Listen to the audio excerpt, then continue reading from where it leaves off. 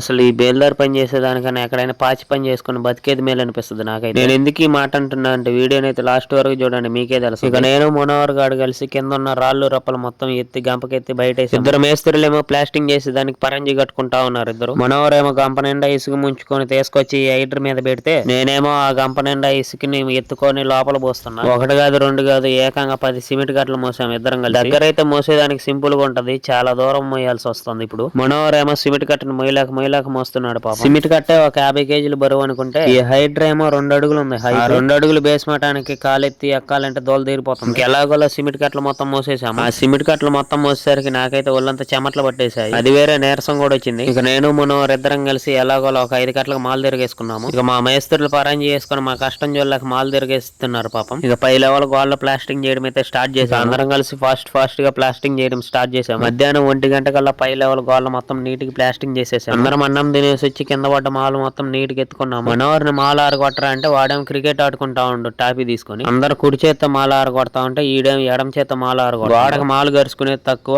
కింద పడేదేమో చాలా ఎక్కువ. ఇక ఒక రూము ఒక హాలు మొత్తం ప్లాస్టింగ్ చేసి కింద పడ్డ మాలు మొత్తం నీటికి సామాను మొత్తం కడిగి ఇంటికి పోదాం అనుకుంటే మేస్త్రి వచ్చి మిగిలిన వాళ్ళతో బిల్లలు పోయి పైన కింద అంతా మూసుకొని మేస్త్రి చెప్పిన 4 బిల్లలు పోసేసరికి టైం అయితే 6 అయిపోయింది. 2 గంపలు మాలు మిగిలితే దాన్ని ఇసులో కలిపి సామాను మొత్తం నీటికి గడుక్కొని రూమ్ కి బయలుదేరేసి ఈ రోజు మేము చేసిన వర్క్ అంతా ఇది. ఈ రోజుకి రేపు ఇంకొక వీడియోతో మీ ముందుంటా. అంతవరకు బాబాయ్. లైక్ చేసి సబ్స్క్రైబ్ చేసుకోండి.